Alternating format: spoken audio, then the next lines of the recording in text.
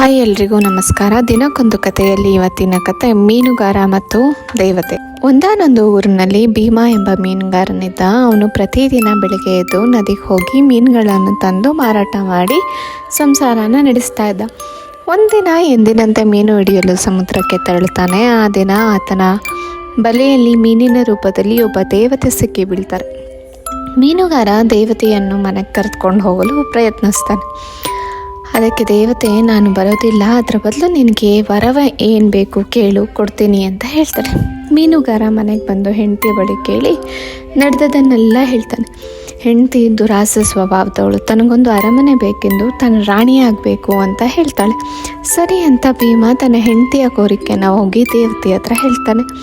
ದೇವತೆ ತಥಾಸ್ತು ಅಂತ ಅನುಗ್ರಹಿಸ್ತಾನೆ. ಗುಡಿಸಿನಲ್ಲಿ ಇದ್ದಿದ್ದಂಥ ಜಾಗದಲ್ಲಿ ಅರಮನೆ ಬರುತ್ತೆ. ರಾಣಿ ಥರ ಹೆಂಡತಿ ನಿಂತ್ಕೊಂಡಿರ್ತಾಳೆ.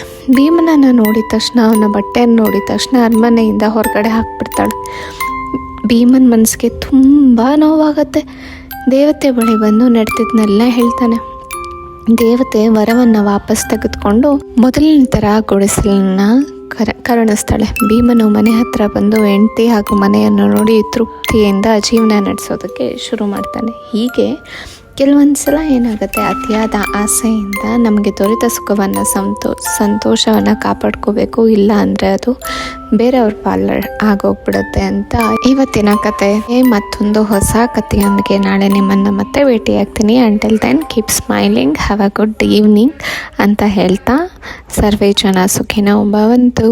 Universal love you. Thank you so much.